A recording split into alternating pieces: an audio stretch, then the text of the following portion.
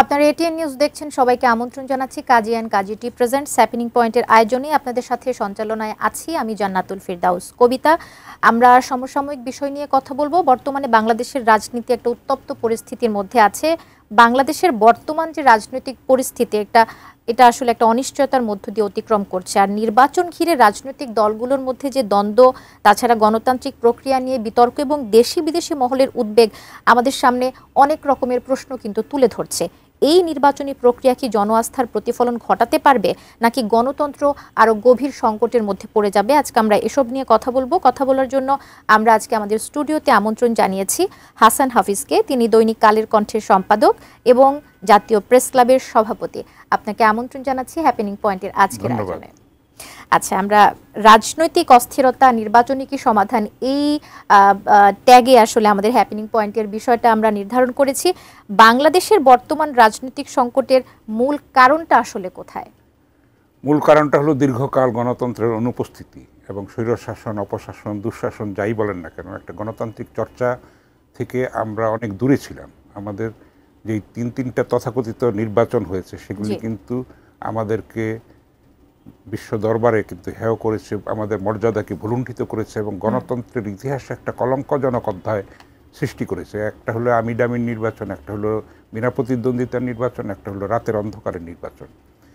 সেগুলির কারণেই কিন্তু এই সংকটটা ঘনীভূত হয়েছে, জটিল হয়েছে এবং গণতন্ত্রের উত্তরণের যেই পথটা সেটা অনেক কণ্টকাকীর্ণ হয়েছে। সেই কারণে কিন্তু আমাদের সামনের দিনগুলি আরও কঠিন হবে, জটিল হবে এবং সেখানে যদি আমরা দায়িত্বশীলতার পরিচয় দিতে না পারি, সময়ের উপযোগী সিদ্ধান্ত যদি না নিতে পারি, তাহলে কিন্তু একটা গভীর সংকটের আবর্তে দেশ পড়তে যাচ্ছে। তবে আমি ব্যক্তিগতভাবে আশাবাদী যে সেটা আমরা কাটিয়ে উঠতে পারবো সম্মিলিত প্রজ্ঞায় এবং সম্মিলিত দেশপ্রেমে, সংযমে, পারস্পরিক একটা আস্থার জায়গা তৈরির সৃষ্টিতে। আমার বক্তব্যের সমর্থনে আমি ডাকসু নির্বাচনের কথা বলতে পারি।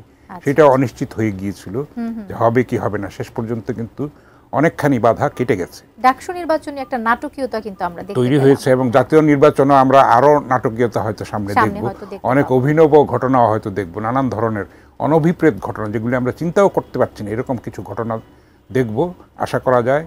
তো এটা কিন্তু ষড়যন্ত্রটা দেশের মধ্যেও আছে, দেশের বাইরেও আছে, পাশের দেশেও আছে। সেগুলির কিন্তু প্রতিফলন আমরা দেখতে পাচ্ছি, নানান ক্ষেত্রে আমরা দেখতে পাচ্ছি অস্থিরতা তৈরির চেষ্টা এবং এই সরকারের ইমেজটাকে প্রশ্নবিদ্ধ করা, নির্বাচনটাকে ভুলুণ্ঠিত করার জন্য যেই চক্রান্ত সেইটা চলছে, সেটা দৃশ্যমানও আছে এবং মানুষ যদি সচেতন থাকে, সম্মিলিত একটা প্রতিরোধ যদি আমরা গড়ে তুলতে পারি, তাহলে এটাকে অতিক্রম করা সম্ভব আছে। গণতন্ত্র টিকিয়ে রাখার ক্ষেত্রে রাজনৈতিক নেতৃত্বের দায়িত্বটা কোথায়? মানুষ কি আসলে এখনো রাজনীতিতে আস্থা রাখতে পারছে, নাকি তাদের হতাশার জায়গাটা আরো বেশি পরিমাণে তৈরি হচ্ছে? হতাশার জায়গাটা তো তৈরি হয়েছে, সেটা তো একটা বাস্তবতা, এটা অস্বীকার করলে এটা ভুল হবে। কারণ একটা সরকার যখন অন্তর্বর্তী সরকার, আগে আমরা দেখেছি তত্ত্বাবধায়ক সরকারের অধীনে একাধিকবার নির্বাচন হয়েছে, কখনোই কিন্তু এত দীর্ঘ সময় প্রয়োজন হয় নাই। তো এইবারে যত সংকটটা বাড়ছে, কারণ যদি আরো আগে নির্বাচনটা হতো তাহলে কিন্তু এই জটিলতাগুলি হয়তো তৈরি হতো না। তারপরে সরকার রাজনৈতিক দলগুলিকে আস্থায় নিয়েছে, অনেক দেরিতে নিয়েছে, আরো আগেই নেওয়া উচিত ছিল। তাদের সঙ্গে ইন্টারাকশন করা দরকার ছিল, তাদের মতামত নেওয়া দরকার ছিল, তর্ক বিতর্ক করে একটা জায়গায় পৌঁছানো দরকার ছিল যেখানে বিতর্কটা থাকবে না। তো এখানেও হতাশার কারণ আমি দেখি না, কারণ জাতীয় ঐকমত্য কমিশন অনেকখানি কিন্তু অগ্রগতি তারা অর্জন করেছে। কোনো কিছুই আপনি 100% আশা করতে পারেন না, সেটা কিন্তু ভুল। আসলে অ্যাবসলিউট বলে কিছুই নাই পৃথিবীতে। তো ফলে আমরা চাইবো যে যতটা সম্ভব সহিষ্ণুতার মাধ্যমে এবং দেশপ্রেমের মাধ্যমে, সংযমের মাধ্যমে আমরা যদি একটা সুষ্ঠু নির্বাচন করতে পারি, বিশ্ববাসী আমাদেরকে শ্রদ্ধার চোখে দেখবে। জুলাই বিপ্লবে যারা আহত হয়েছেন, প্রাণ দিয়েছেন, তাদের যে ত্যাগ স্বীকার এবং মানুষের যে কষ্ট, দীর্ঘকালের যেই পুঞ্জীভূত লড়াই, ক্ষোভ এবং এগুলির বহিঃপ্রকাশ, সেগুলির প্রতি আমাদের সম্মান জানানো হবে। প্রকৃত অর্থে যদি আমরা সত্যিকারের একটা গণতান্ত্রিক রাষ্ট্র, গণতান্ত্রিক সমাজ যদি আমরা প্রতিষ্ঠা করতে চাই। আচ্ছা, এবার একটু সমসাময়িক রাজনৈতিক পরিস্থিতি নিয়ে কথা বলবো। অনেকেই বলে যে বর্তমান সরকারের কাছ থেকে সবচাইতে বেশি স্বাদ গ্রহণ করছে এনসিপি আর জামাত। আবার এনসিপি যেটা বলছে, তারা বলছে যে সরকার এখন বিএনপির হয়ে কথা বলছে, বিএনপি যেটা চাইছে সরকার সেটাই করছে। এই যে মন্তব্যগুলো, এই মন্তব্য বা ভাবনা আপনার কাছে কতটুকু গ্রহণযোগ্য বলে মনে হয়, কিংবা কাদের ভাবনার সাথে আপনিও আসলে একমত পোষণ করতে এটা চাইছেন বা একটা চাইছেন? পারস্পরিক একটা দোষারোপের একটা সংস্কৃতি গড়ে উঠছে, সেটা খুবই অনভিপ্রেত এবং জনগণ এটা পছন্দ করছে না। আমরা দেখতে পাচ্ছি যে যারা জুলাই বিপ্লবের নায়ক ছিল তারা কেউ কেউ খলনায়কে পরিণত হতে যাচ্ছে। আমরা সেটা খুবই বেদনার সঙ্গে এবং কষ্টের সঙ্গে এটা লক্ষ্য করছি। আমরা চাই না যে তাদের সেই ভাবমূর্তি, তাদের ঔজ্জ্বল্য কোনোভাবেই ম্লান হোক, তারা ফিকে হোক, তাদের সেই ইমেজ। তো এখন এইটা একটা নতুন ফিনোমেনন হয়েছে। আপনি দেখেন যে 52 থেকে যদি ধরি, ছাত্ররা তো আন্দোলন করেছে, অনেক শিক্ষা আন্দোলন করেছে, 69-এ গণ অভ্যুত্থান করেছে, মুক্তিযুদ্ধ করেছে, 90-এর গণ আন্দোলন করেছে, ছাত্ররা নেতৃত্ব দিয়েছে। কোনো সময় কিন্তু তারা ক্ষমতার অংশীদার হয় নাই, এইবারই প্রথম হয়েছে। ফলে ক্ষমতা এমনই জিনিস, মানুষকে কিন্তু মাথা নষ্ট করে দেয়। আর ওরা তো বয়স কম ওদের, তাই না? সেটা কিন্তু সেনাপ্রধানও বলেছেন যে ওরা অপরিপক্ক, এখনও বুঝতে পারে নাই, সেরকম ম্যাচুরিটি ওদের আসেনি। তারা কিন্তু সেনাবাহিনীকেও প্রশ্নবিদ্ধ করেছে কেউ কেউ, সেটাও খুবই দুঃখজনক। সেনাবাহিনী হচ্ছে এমন একটি প্রতিষ্ঠান দেশের স্বাধীনতা, সার্বভৌমত্বের সঙ্গে যাদের অস্তিত্ব জড়িত, এবং সেনাবাহিনী একটা মুক্তিযুদ্ধের মাধ্যমে কিন্তু গড়ে ওঠা সেনাবাহিনী। তারা কিন্তু 90 সালেও যেরকম বিচক্ষণতার পরিচয় দিয়েছে, প্রজ্ঞার পরিচয় দিয়েছে, দূরদর্শিতার পরিচয় দিয়েছে, সহিষ্ণুতা দেখিয়েছে, দেশকে গৃহযুদ্ধের হাত থেকে বাঁচিয়েছে, এইবারও তারা তাই করেছে। তাদের জন্য এটা খুব কঠিন পরীক্ষা ছিল, একটা অগ্নি পরীক্ষা ছিল। তারা কিন্তু রক্তপাত এবং সংঘাত থেকে দেশকে রক্ষা করেছে। এটা আমাদের ভুললে চলবে না। যদি যারা ঢাকা শহরে ছিলেন তারা দেখেছেন যে গণভবনে যে লক্ষ লক্ষ মানুষের যে উত্তাল জনস্রোত, সেখানে যদি কোনো গুলিবর্ষণের ঘটনা ঘটত, কিন্তু শেষ পর্যন্ত কিন্তু মানুষই জয়ী হতো এবং বহু প্রাণ তাতে ঝরে যেত। এমনি কিন্তু হাজার হাজার প্রাণ ঝরেছে। আগের স্বৈরাচারী সরকার সেই গণহত্যার নির্দেশ দিয়েছে, সেগুলি এখন প্রমাণিত হচ্ছে। ট্রাইব্যুনালে যে সাবেক আইজিপি চৌধুরী আবদুল্লাহ আল মামুন, কিন্তু উনি রাজসাক্ষী হিসেবে সেগুলি তথ্য প্রমাণ উপস্থিত করছেন, এবং জাতিসংঘের তদন্তেও দেখা গেছে যে সত্যিকার অর্থে গণহত্যা করা হয়েছে, এবং মানে মানুষকে প্রাণ দিতে হয়েছে এই মুক্তির জন্য। সেই মুক্তিটা অসম্পূর্ণ থেকে যাবে যদি আমরা সামনের চ্যালেঞ্জটাকে সেইভাবে দৃঢ়তার সঙ্গে মোকাবেলা করতে না পারি। একদম ঠিক বলেছেন। সম্প্রতি ঘটে যাওয়া জাতীয় পার্টির সাথে গণ অধিকার পরিষদের যে একটা ঝামেলা বা একটা সহিংসতা, সহিংসকর পরিস্থিতি আমরা দেখলাম, নূরের অবস্থা খারাপ হলো, সেক্ষেত্রে আপনার কাছে কি মনে হয় এই যে দ্বন্দ্বগুলো, এগুলো কি সামনে আমরা আরো বেশি বাড়তে দেখবো কিনা? জাতীয় পার্টির মহাসচিব শামীম পাটোয়ারি বলেছেন যে জাতীয় পার্টিকে রক্ষা করার দায়িত্ব বিএনপির, এমন মন্তব্য বিএনপি সেটা বলেছে, দায়িত্ব আমাদের না। কারণ স্বৈরাচারের দোসর হিসেবে স্বৈরাচারকে বৈধতা দেওয়ার জন্য, তথাকথিত নির্বাচনগুলিকে বৈধতা দেওয়ার জন্য জাতীয় পার্টি কিন্তু একই অপরাধে অপরাধী। জাতীয় পার্টিরও বিচার হওয়া উচিত বলে আমি মনে করি। আওয়ামী লীগ, পতিত আওয়ামী লীগ এবং যার কার্যক্রম নিষিদ্ধ আছে, জাতীয় পার্টির কার্যক্রম নিষিদ্ধ হওয়ার দাবিটা জোরালো হয়েছে, এটা আরও আগেই হওয়া দরকার ছিল। তাদেরও কিন্তু বিচারটা হতে হবে। তারা সরি বলেছে, কিন্তু শুধু সরি বললে তো হয় না। কত বড় তারা অপরাধ করেছে, জাতিকে কত পেছনে, না এত বড় অপরাধ করে আমি আপনাকে খুন করে তো আমি যদি সরি বলি তাহলে তো হবে না। আপনি এটা জেনে বুঝেই এই কাজগুলি করেছেন, সুতরাং এইটার তো জ্ঞান পাপীদেরকে তো শাস্তিটা পেতে হবে। সুতরাং এইটা একটা প্রক্রিয়ার ব্যাপার। সরকারও হয়তো যাচাই বাছাই করে দেখছে, কার্যক্রম নিষিদ্ধ হয়তো হতেও পারে, এবং এটা জোরালো দাবি হয়েছে। এবং এই গণ অধিকার পরিষদের সঙ্গে জাতীয় পার্টির যেই সংঘাত এবং সেখানে যেই অনভিপ্রেত ঘটনা ঘটেছে, সেটা খুবই দুঃখজনক, এবং এটার সুষ্ঠু তদন্ত হওয়া উচিত। ভবিষ্যতে যেন এই ধরনের ঘটনার পুনরাবৃত্তি না হয়, সেটার জন্য আমাদের সচেষ্ট থাকতে হবে, সতর্ক থাকতে হবে। এইখানে শুধু রাজনৈতিক দলগুলির না, আমি মনে করি যে সরকারের, সেনাবাহিনীর, পুলিশের, প্রশাসনের এবং সর্বোপরি সব মানুষেরই কিন্তু যার যার অবস্থান থেকে একটা ভূমিকা পালন করা উচিত, যেন এই যে তথাকথিত যে মব হচ্ছে, মবগুলিও যদি আমরা অনেকে তাকিয়ে দেখছি, আমরা কিন্তু প্রতিরোধ করছি না। প্রতিরোধ করতে গেলে হয়তো কেউ আহত হব, কিন্তু সেটাতে আমরা কিন্তু রোধ করতে পারবো। সম্মিলিতভাবে যদি আমরা চেষ্টা করি তাহলে হতাশার কোনো কারণ আমি দেখি না। আরও অনেক ঘটনা ঘটবে। আমাদের লক্ষ্য থাকবে সবচেয়ে কম সংঘাতের মধ্যে দিয়ে যেন নির্বাচনটা হয়, কম রক্তপাতের মধ্যে দিয়ে যেন নির্বাচনটা হয়। জাতীয় পার্টি সম্পর্কে আমার আরেকটা প্রশ্ন আছে, সেটা হচ্ছে জাতীয় পার্টি আওয়ামী দোসর হওয়া সত্ত্বেও কিভাবে তারা এই সাহস কিংবা এরকম একটা কাজ করার, গণ অধিকার পরিষদের সাথে এরকম একটা সংঘর্ষে জড়িয়ে পড়ার মতো তারা কিভাবে এতটা উন্মুক্ত বা এতটা সাহসিকতার পরিচয় দেখানোর মতো অবস্থা তাদের কিভাবে তৈরি হয়েছে, প্রশ্নটা নিব আমরা, তবে আমাদের একটা বিরতির সময় হয়েছে। দর্শক, আমরা হ্যাপেনিং পয়েন্টের আয়োজনে আছি। বিরতির পর আবার ফিরে আসছি আমাদের অতিথিকে সাথে নিয়ে।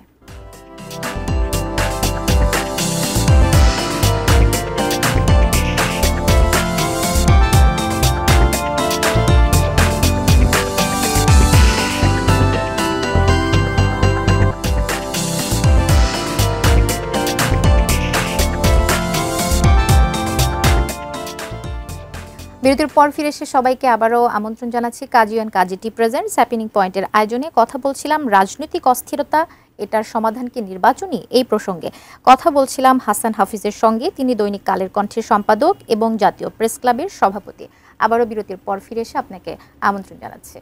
আপনি যে প্রশ্নটা করেছিলেন জাতীয় পার্টি কিভাবে হঠাৎ করে এরকম করে উদিত হলো, তো এটার নানান ধরনের ব্যাখ্যা শোনা যায় আর কি, এবং প্রচলিত ধারণাও যা শোনা যায় সেটা হচ্ছে যে তাদের মোড়কে হয়তো পতিত আওয়ামী লীগ ফুটে বেরোবার চেষ্টা করছে, এটা একটা ব্যাখ্যা।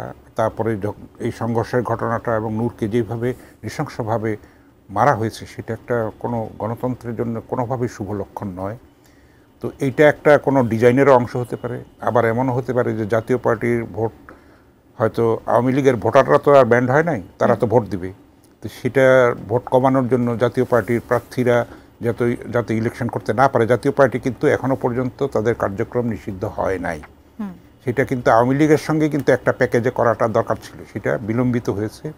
তো এখন দাবিটা উঠেছে, দেরিতে হলেও উঠেছে। তো এগুলি ফয়সালা করতে হবে। এবং মনে করা হয় যে বলা হয় যে আওয়ামী লীগ তাদের মোড়কে এসে এদের আশ্রয়ে এই জাতীয় পার্টির ছদ্মাবরণে একটা অশান্তি তৈরি করার একটা চেষ্টা করছে, এটা বলা হয়। তো ফলে এখন এই ঘটনাটার যে ঘটেছে এটার সেরকম সুষ্ঠু তদন্ত হওয়া উচিত। এটার কারা এই নির্দেশনা দিয়েছে, কি করেছে, কোনখানে কি সূত্র আছে সেগুলি বার করাটা দরকার। তাহলে ভবিষ্যতে আমরা এই ধরনের ঘটনা এড়াতে পারবো এবং আমরা একটু গণতন্ত্রের দিকে কম যন্ত্রণা, কম বাধা বিপত্তির মধ্যে দিয়ে হয়তো এগিয়ে যেতে পারবো। ভালো বলেছেন। আমরা এবার একটু নির্বাচন প্রসঙ্গে আসতে চাই। প্রধান উপদেষ্টার কাছ থেকে এরকম কথা আমরা শুনেছি যে নির্বাচনে অন্য দেশের থাবা মারার যেন কোনো রকমের সুযোগ না থাকে। সুযোগটা কি আসলে তৈরি হওয়ার কোনো সম্ভাবনা আছে? আশঙ্কা বলতে পারেন, কারণ আমরা তো দেখতে পাচ্ছি যে ফ্যাসিস্ট হাসিনা কিন্তু বাণী দিয়ে চলেছে এবং উস্কানি দিয়ে চলেছে। সেটা ভারতের কাছ থেকে আমরা কিন্তু সেরকম ইতিবাচক সাড়া পাচ্ছি না। সৎ প্রতিবেশী সুলভ ভারতের কাছে কিন্তু হাসিনাকে ফেরত দেওয়ার জন্য মৌখিকভাবে অনুরোধ করা হয়েছে, চিঠি দিয়ে অনুরোধ করা হয়েছে, কিন্তু ভারতীয় ব্যাপারে এখনো পর্যন্ত নিশ্চুপ আছে। হাসিনার যখন বিচারটা হয়ে যাবে, আশা করা যায় যে ফেব্রুয়ারির মধ্যে অন্তত বিচার একটা দুইটা হয়ে যাবে, সম্পন্ন হয়ে যাবে, তখন হাসিনা যখন দোষী সাব্যস্ত হবে তখন কিন্তু আমরা বন্দি প্রত্যর্পণ চুক্তি একটা আছে ভারতের সঙ্গে, সেটা আমরা চাইতে পারি। আর এটা হাসিনাকে রেখে যদি কোনো ব্যক্তিকে রেখে ভারত যদি মনে করে যে তারা খুবই লাভবান হচ্ছে, সেটা ভুল করছে। তারা আমাদের ক্ষতি হচ্ছে, তাদেরও যে খুব উপকার হচ্ছে তা নয়। কিন্তু আপনি দেখেন যে আমাদের মেডিকেল জন্য আমরা যেতাম অনেক জায়গায়, কিন্তু আমরা কি মরে যাচ্ছি? ভারতের চিকিৎসা, ভারতের পেঁয়াজ আমরা পাচ্ছি না, এখন এসছে কিছু কিছু, তো আমরা কি না খেয়ে আছি? তো পৃথিবীতে কোনো কিছু কিন্তু বিকল্প আছেই, অবশ্যই আছে। হয়তো একটু কষ্ট হবে, একসময় কোরবানির গরু নিয়ে আমাদের উপরে কত কিছু হতো, সীমান্তে এখনো পর্যন্ত রক্ত ঝরছে, এখনো আমাদের লোকদেরকে মারছে, নির্বিচারে মারছে। তো গরু ছাড়া আমরা স্বনির্ভর হইনি, হয়েছি অবশ্যই। তো মানুষ কিন্তু ঠেকে এগুলি শেখে। আমরা অবশ্যই স্বনির্ভর হব, আমরা ভারতের সঙ্গে বন্ধুত্ব চাইব, সেটা চাইব সমতার ভিত্তিতে, ন্যায্যতার ভিত্তিতে, মর্যাদার ভিত্তিতে। আমরা একটা স্বাধীন দেশ, মুক্তিযুদ্ধের মাধ্যমে আমরা দেশ স্বাধীন করেছি, ভারত আমাদের সহায়তা করেছে, আমরা কৃতজ্ঞ। তাই বলে আমরা আমাদের সমস্ত কিছু তাদের কাছে বিকিয়ে দিই নাই। যেটা কিন্তু পতিত স্বৈরাচার করেছিল, সেটা যে করেছিল অন্যায়ভাবে, নির্লজ্জভাবে, সেটার প্রতিদান এখন ভারত দিচ্ছে, তাকে অন্যায়ভাবে আশ্রয় দিয়ে রেখে করছে। এবং তারা কিন্তু সেখানে বসে নেই, তারা কিন্তু অনেক টাকা পয়সা খরচ করে, ষড়যন্ত্র করে বাংলাদেশে অন্তর্ঘাত সৃষ্টি করার চেষ্টা করছে, গণতান্ত্রিক প্রক্রিয়াকে ব্যাহত করার জন্য ষড়যন্ত্র করছে, চক্রান্ত করছে। সেগুলিও রুখে দিতে হবে, সেটার জন্য একটা সম্মিলিত প্রতিরোধ দরকার, জাতীয় ঐক্য দরকার। আচ্ছা, নির্বাচন নিয়ে রাজনৈতিক দলগুলোর মতপার্থক্য আমরা আসলে কিভাবে দূর করতে পারি বা কিভাবে দূর করা সম্ভব? সেটা হলো যে এমন একটা বোধ তৈরি করা, প্রত্যেকের মধ্যে এমন মাইন্ডসেট করা যে আমি একটু ছাড় দিব, আপনি একটু ছাড় দিবেন। এইভাবে আমরা একটা পারস্পরিক আলাপ আলোচনার মাধ্যমে, পারস্পরিক শ্রদ্ধাশীলতার মাধ্যমে এবং আস্থার মাধ্যমে কিন্তু আমরা যদি একটু দীর্ঘ আলাপ আলোচনা করি, মতপার্থক্যটা অনেক ক্ষেত্রে কমে আসতে পারে, সেটা কিন্তু প্রয়োজন। আমি মনে তো করি যে রাজনৈতিক দলগুলির মধ্যে পারস্পরিক সংলাপ আছে, ভোটের কারণে প্রকাশ্যে আছে, অপ্রকাশ্যে আছে, তো সেটা আরও যত বেশি হবে ভুল বোঝাবুঝিগুলি দূর হবে এবং দেশটা তো সবার, দেশের স্বার্থ সবার আগে। তো এক একজন এক একভাবে চিন্তা করে, কিন্তু সবাই তো দেশের কল্যাণই চায়, জনগণের কল্যাণই চায়। তো সেটা কিন্তু একটা সম্মিলিত এমন একটা পথরেখা তৈরি করা দরকার, যেটার ব্যাপারে, যেটাকে রক্ষা করার ব্যাপারে, যেটাকে অক্ষুণ্ণ রাখার ব্যাপারে এবং সেটাকে বিকশিত করার জন্য মানুষের কল্যাণটা যাতে নিশ্চিত হয়, সেই রাস্তাটাকে যাতে আমরা সুগম করতে পারি, সেই ব্যাপারে ঐক্যবদ্ধতা দরকার। এইটা প্রক্রিয়া চলছে, তো আমরা চাইবো যে আরও এটা নিবিড় হবে এবং গভীর হবে এবং ভুল বোঝাবুঝি, পারস্পরিক অশ্রদ্ধাশীলতা, এটার অবসান হবে। আমরা আশা করব সেটা যেন হয়, মানুষ সেটাই চায়। আচ্ছা, গণতন্ত্র এবং নির্বাচনী প্রক্রিয়ার দিক থেকে কি ইতিবাচক কোনো উদ্যোগ লক্ষ্য করা যাচ্ছে? কিছুটা তো হবেই। আমি তো ডাকসুর নির্বাচনের কথা বললাম, তো সেটার মধ্যেও তো এত ভুলভ্রান্তি, সেখানেও এত হানাহানি, অবিশ্বাস, সংশয়, সেগুলি দূর করে তো একটা পথে তো গেছে, তাই না? যাচ্ছে। এবং অন্যান্য জায়গায়ও খুবই বিঘ্ন সৃষ্টি হচ্ছে, চিটাগংয়ে গোলমাল হয়েছে, রাজশাহীতেও হচ্ছে, তো আরও বিভিন্ন জায়গায় দাবি দেওয়ার আন্দোলন। এবং আমরা, এটাও তো সত্যি কথা যে এই সরকারটার উপরে এত আমরা চাপ দিয়েছি এবং অন্যায়ভাবে, নির্লজ্জভাবে আমরা এত চাপ দিয়েছি, রাত নাই দিন নাই সবসময় গিয়ে দখল করা, চাপ সৃষ্টি করা, মানুষের জন্য দুর্ভোগ তৈরি করা, সেগুলি তো সাপোর্ট করা যায় না আসলে। তো কাজ তো তাদের করতে দিতে হবে। প্রধান উপদেষ্টা কিন্তু বিরক্ত হয়ে একবার বলেছেন, আপনাদের সব দাবি দেওয়া আমাদের কাছে লিখিত দেন, আমরা সবগুলি বিবেচনা করব, কিন্তু আমাদেরকে কাজ করতে দেন, আমাদেরকে এত ঘেরাওয়ের মধ্যে রাখবেন না। কিন্তু আমরা সেই সুবিবেচনার পরিচয়টা দিতে পারি নাই সামগ্রিকভাবে যদি বলি। তো আমরা এত অসহিষ্ণু হয়ে উঠছি এবং রাতারাতি আমরা রেজাল্ট চাচ্ছি। সব কিছু তো এত বছরের যে জগদ্দল পাথর সরানোর ফলে যে ভগ্নস্তূপ, যে বিপর্যয়, যে ধ্বংস, আমাদের প্রবাসী রেমিটেন্স যোদ্ধা ভাইরা আমাদেরকে রক্ষা করেছে, নাহলে অর্থনীতি ধ্বংস হয়ে যেত, একটা দুর্ভিক্ষ সৃষ্টি হয়ে যেত। কিন্তু তারপরেও আমাদের যেহেতু ব্যবসায় বিনিয়োগ বন্ধ হয়ে আছে, কর্মসংস্থান বন্ধ হয়ে আছে, ছাঁটাই হচ্ছে বিভিন্ন জায়গায়, সেই একটা বিরাট সংকট আছে। আপনার হাতে প্রচুর টাকা দেওয়া হলো, কিন্তু আপনাকে বলা হলো যে আপনি বাজার করতে পারবেন না, তাহলে তো সেই টাকার কোনো অর্থ হলো না, তাই না? আপনি মূলধনী যন্ত্রপাতি আমদানি করতে পারছেন না, বিনিয়োগ করতে পারছেন না। এবং রাজনীতি কিন্তু একটা স্থিতিশীলতা, রাজনৈতিক ছাড়া কেউ বিনিয়োগ করবে না, দেশেও করবে না, বিদেশেও করবে না। ফলে আমরা কিন্তু অর্থনৈতিকভাবে অনেক পিছিয়ে থাকব। সুতরাং যত দ্রুত একটা সুষ্ঠু, সুন্দর, গ্রহণযোগ্য, স্বচ্ছ একটা নির্বাচন হয় ততই মঙ্গল। তখন একটা বিনিয়োগের পরিস্থিতি হবে, দেশে একটা স্থিতিশীলতা আসবে। এরকম যদি 4-5টা নির্বাচন আমরা করতে পারি, জবাবদিহিতার নির্বাচন, আগে তো কোনো ভোটের দরকার হতো না, রাতের বেলা সিল দিয়ে দিত, তো মানুষের কোনো দাম ছিল না। এখন কিন্তু সবার কাছে দাঁড়ে দাঁড়ে যেতে হবে এবং মানুষ যদি মনে করে যে তুমি আমার কাজ করো না, তার প্রত্যাখ্যান করবে, এমন সিস্টেম থাকা উচিত। 5 বছর না, যদি 1 বছরের মধ্যেও যদি জনপ্রতিনিধি যদি অন্যায় করে, অবিচার করে, জুলুম করে, তাহলে তার একটা শাস্তি হওয়ার এরকম বিধান হওয়া উচিত। সেটাই হবে সংস্কার সত্যিকারের। মানুষের ক্ষমতাটা এমনভাবে দেওয়া উচিত যে কেউ বেলাইনে গেলেই তাকে যেন শাস্তি করা যায়, সেরকম একটা সিস্টেম থাকা উচিত।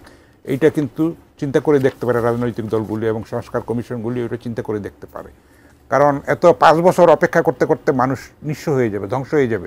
আপনি দেখেন যে বাংলাদেশ কিন্তু এরকম হয়েছে, এত বছরের সম্পদ আমাদের লুটপাট হয়ে গিয়ে কিভাবে শেখ হাসিনার ভগ্নী, তারপরে তার ভাগ্নিরা নাকি অসহায়, গরিব, ভাসমান এই বলে প্লট নিয়েছে। এটা শুনলেও তো একটা লজ্জায় মাথা কাটা যায় আমাদের, তাই না? এত নির্লজ্জতা, এত নৃশংসতা, এত পৈশাচিকতা মানুষের মধ্যে কি করে হতে পারে? দেশটা কারো বাপের নাকি?